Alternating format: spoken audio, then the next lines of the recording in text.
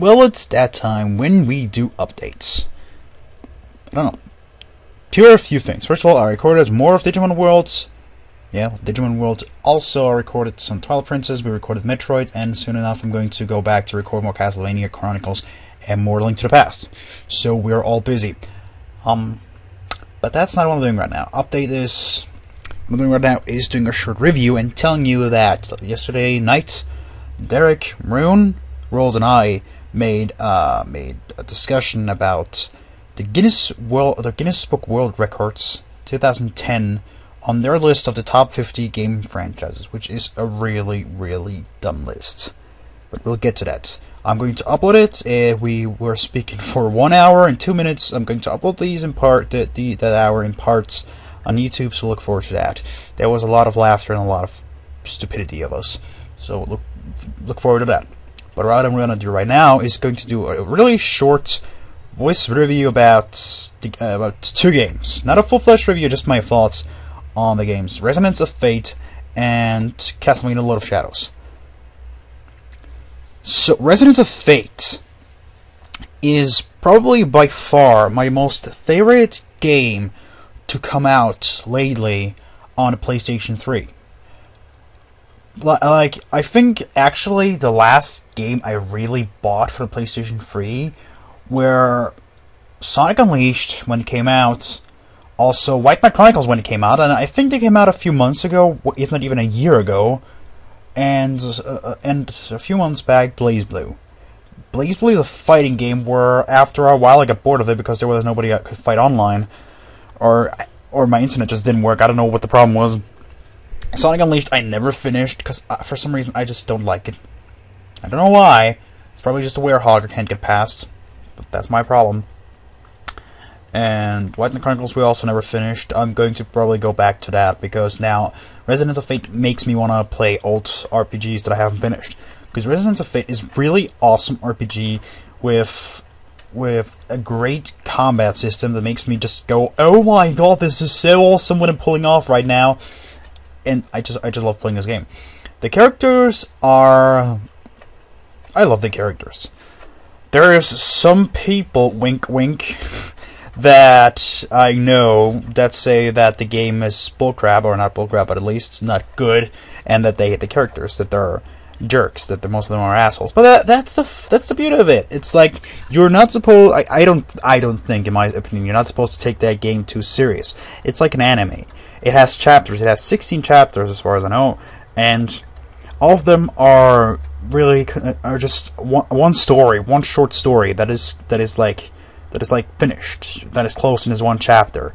So it's kind of like an anime with 16 episodes, and over these 16 episodes you have an overarching storyline that comes back later on.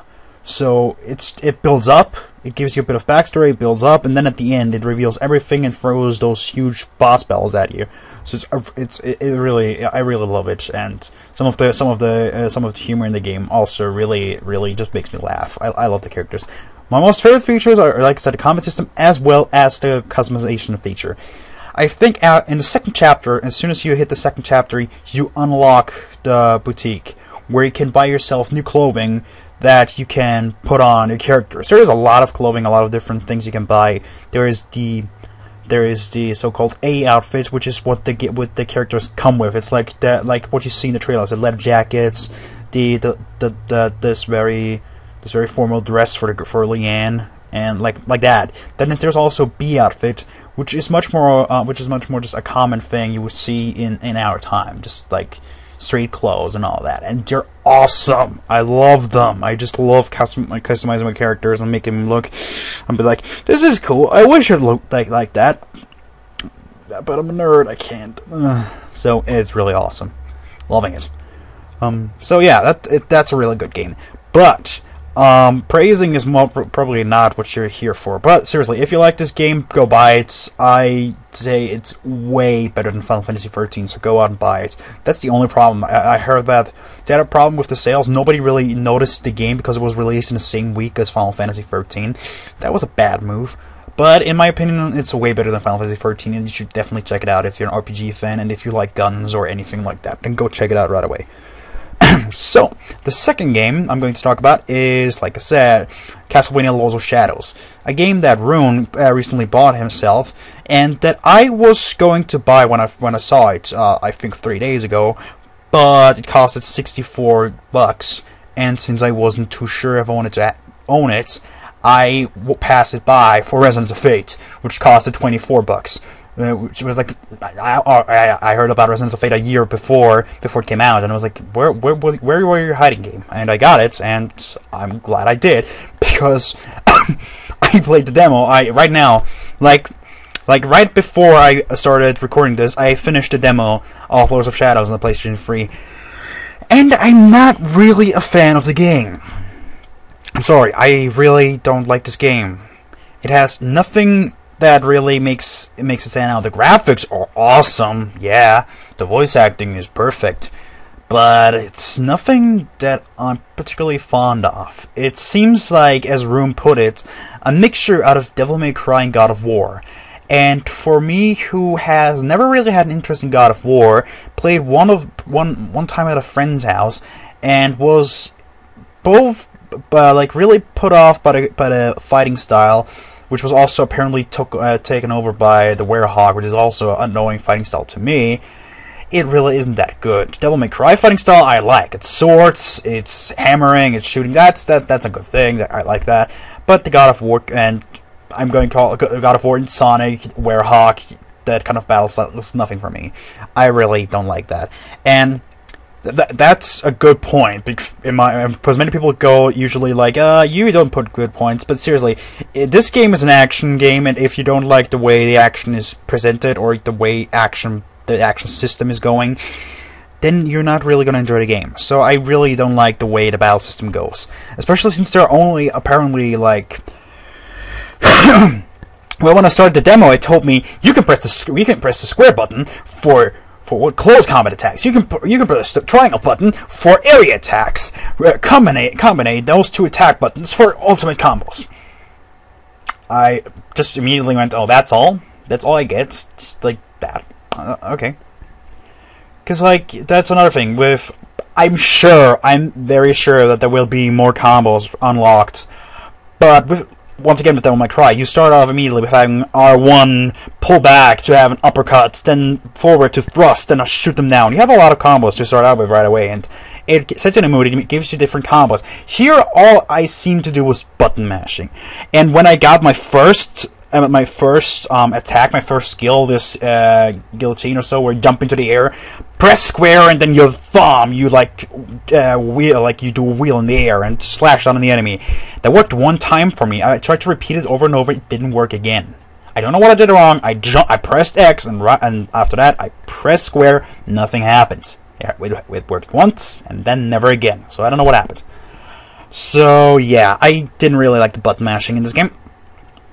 And also, I don't know if it's just because I sucked, but with the horse section, I did not know what the hell the game wanted from me. It told me, which is also really awkward, L2 for blocking. That's not what I would like my blocking button to be on, if you know what I mean. But L2 to block, and then it told you can block while riding. You can press left or right to avoid in a certain direction while holding the L2 button, so you can stay on your horse. Okay. Then with triangle, you can attack the riders. With square, you can attack the wargs. I was like, okay, let's try this. It didn't seem really to matter if I kicked down the riders, because the wargs kept going, and it just didn't seem like I had any control over me staying on that horse. Because I was slashing out left and right, how can I say it, like, constantly one's left, one's right, to keep the wargs away from me. But no matter what I did, one of them was always going to attack me, and it was always going to fall off, and had to do this small, this small timed event where I have to press as soon as the two circles come together.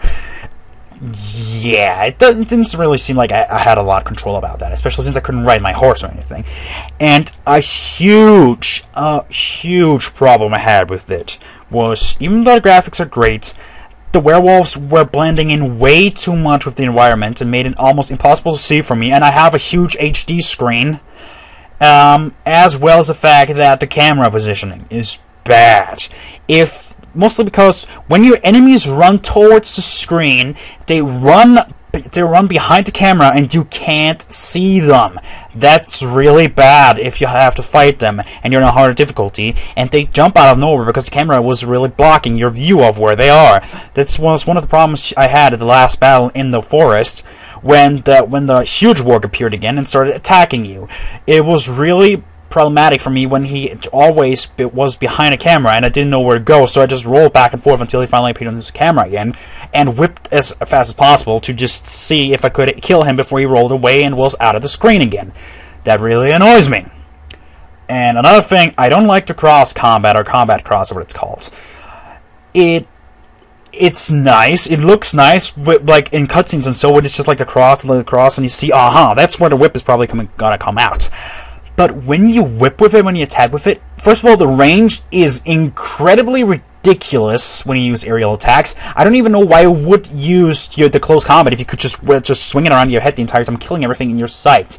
Why? That's ridiculous. Second of all, the ridiculousness of the range also makes it completely stupid to my eyes, because I'm supposed to be a Belmont or so I'm supposed to also wield a whip that whips forward or upward or left or right, but that's not going 50 feet across the screen and whips everything in sight. It didn't look like a whip at all. It wasn't brown or anything. No, it was a white light. It might as well be a laser whip, like a lightsaber version of like a whip. You know, it didn't really feel like a Castlevania to me. Like Rune said, it felt a bit like a God of War, only with a whip and with a dark demonic kind of feeling. Oh wait. It does have an eerie mood. It really has awesome graphics. The cutscene really set me in a good mood. Sadly, once the gameplay begun, I was bored. It was bland. There was nothing that really appealed to me. If they would bring out another Castlevania in, like, what was it? How many of this bear? I'm not sure. The multiplayer for the Xbox 360. They should really release that for the PlayStation 3. They should, because that's a good game. That is a really interesting game. It's a 2D game, and that's what Castlevania should stay like. 2D. This game, to some, it might probably appeals to most of the audience, but to me it lacks something. I'm usually not the person who goes, well, it should stay 8-bit or 16-bit, because I love my 3D Sonic. I love Sonic 06, and people still bash my head for that. But Castlevania is a series that should stay in 2D, in my opinion. And also, I don't think that the artwork, Gabriel is not a Belmont to me. Leon Belmont in Castlevania Lament of Innocence. That looked more like a Belmont as I pictured him than Gabriel. He has a more realistic look. He looks dark and grim with his beard and everything, but he does not look like a Castlevania character to me. That's more like in Leon Belmont's way. If you want a 3D character design for Castlevania, go to Lament of Innocence, play the game. That's more Castlevania-like. To me, the controls with this Castlevania Lament of Innocence is a better Castlevania game to me than this. I know just judging it by the demo is probably not right, but from the demo I wouldn't buy this game. I wouldn't enjoy this game. Lament of Innocence I enjoy because it has, like I said, the whip. You can, first of all, you log on to the enemy, which is something that really bothered me in this demo. You couldn't lock on to anyone. You lock on, you press like square for normal attack and triangle for a heavy attack. That's what I want. That's more like that to me seems more like Castlevania. It whips forward. You can whip left and right, but you don't whip in a completely ridiculous range. And I have problems saying that word because, I don't know, ridiculous, that's just hard to say, sorry. But that's what I want to use to describe my opinion of that range. It's just stupid. So yeah, I demand a new Castlevania game in 2D. Please. Preferably for the Wii, because I really want a new Castlevania for the awesome controller, 2D controller that is the Wii remote. Fuck the nunchuck. Let the Wii be 2.5D, you know, kind of NES. That's what I think the Wii could do the best, or just something that's old school. The nunchuck and everything is stupid. Give us the GameCube controller. Give us the Wii remote in the horizontal way, and there you go. That's where we should be heading. That's a good thing. So that's pretty much my opinion on this game, and I hope you won't flame me for that, but I just don't like it that much. So, I'll see you later in the next part of our Let's Plays. Till then.